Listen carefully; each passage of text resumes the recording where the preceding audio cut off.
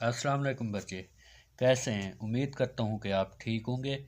आप देख रहे हैं हमारा चैनल तहर फिज़िक्स एकेडमी।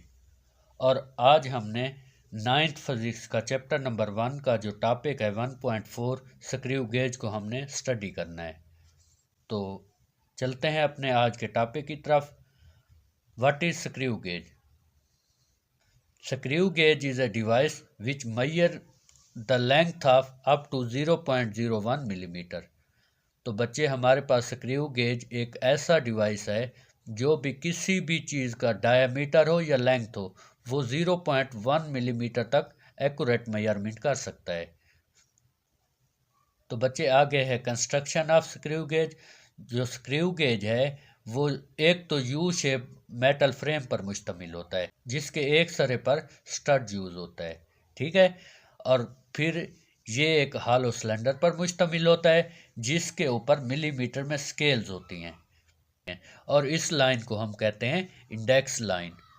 तो बच्चे, ये हॉलो सिलेंडर एक नट की तरह काम करता है जिसका एक सिरा फिक्स होता है। तो बच्चे, हमारे पास स्क्रू गेज में एक थिम्बल यूज़ होता है जिसके घुमाने से हमारा स्पेंडल जो है वो आगे पीछे मूव करता है।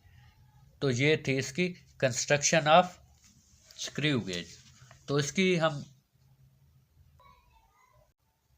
तो बच्चे, ये आपके पास एक स्क्रू गेज है।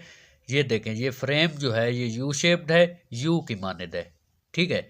और ये जो है हमारे पास सिलेंड्रिकल स्केल्स हैं, ठीक है। और ये आपके पास थिम्बल है। जैसे ही हम थिम्बल को घुमाते हैं तो आपका ये जो स्पेंडल यूज़ हुआ है ये आगे पीछे मूव करता है। और ये जो एक पॉइंट यूज़ हुआ है इसको हम कहते हैं एनवाइल। क्लियर बच्चे? तो बच्चे, फिर आगे चलते हैं। हमारे पास है पिच ऑफ स्क्रू गेज। तो पिच ऑफ स्क्रू गेज में ये है कि जब आप थिम्बल को 1 कंप्लीट रोटेशन देंगे तो आपका जो स्पेंडल यूज़ हुआ है वो 1 millimetre along the index line move करेगा। तो इस मूवमेंट को हम क्या कहेंगे? Pitch of screw gauge. Let's see, ये आपके पास स्क्रू गेज है। तो आप थिम्बल को जो है ना 1 कंप्लीट राउंड देंगे तो आपके पास ये जो स्पेंडल यूज़ हुआ है ये 1 मिलीमीटर तक फिर आगे मूव करेगा। तो फिर हम इसको बोलेंगे पिच ऑफ स्क्रू गेज। अब जिस तरह वर्नियर कैलिपर की लीस्ट काउंट है तो इसी तरह बच्चे स्क्रू गेज की भी लीस्ट काउंट होती है। लीस्ट काउंट क्या होती है? The minimum length measured by screw gauge. और वो कितनी होती है? वो होती है 0.01 मिलीमीटर, या सेंटीमीटर में हम इसको 0.001 सेंटीमीटर कहेंगे। और इसका फार्मूला ये होता है pitch of screw gauge over number of division of circular scale. तो आपके पास जो पिच ऑफ स्क्रू गेज है वो कितनी थी? 1 मिलीमीटर थी। तो आपके पास जो number of division of circular scale वो टोटल है 100। आपने 1 को 100 पे डिवाइड करना है तो आपके पास आएगा 0.01 मिलीमीटर या 0.001 सेंटीमीटर। तो बच्चे, स्क्रू गेज की भी ज़ीरो एरर होती है। स्क्रू गेज में भी ज़ीरो एरर मौजूद होती है। तो यहाँ पर अगर आपके पास जो सर्कुलर स्केल की ज़ीरो है वो इंडेक्स लाइन के अगर वो मैच ना कर रही हो, कोइंसाइड ना कर रही हो, तो हम ऐसी एरर को ज़ीरो एरर कहेंगे। ये भी पॉजिटिव भी हो सकती है और नेगेटिव भी हो सकती है।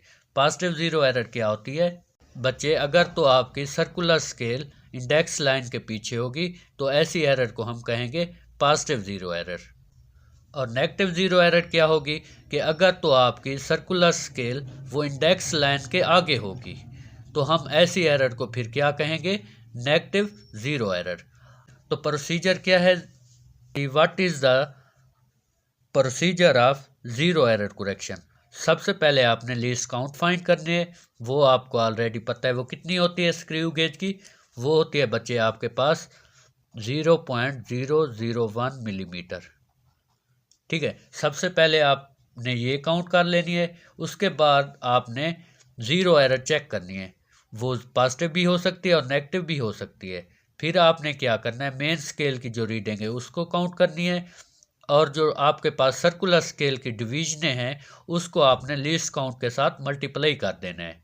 तो इसके बाद आपके पास जो भी आंसर आ रहा हो उसको आपने मेन स्केल रीडिंग में ऐड अप कर देना है।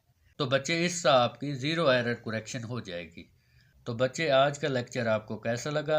उम्मीद करता हूँ आपको पसंद आया होगा।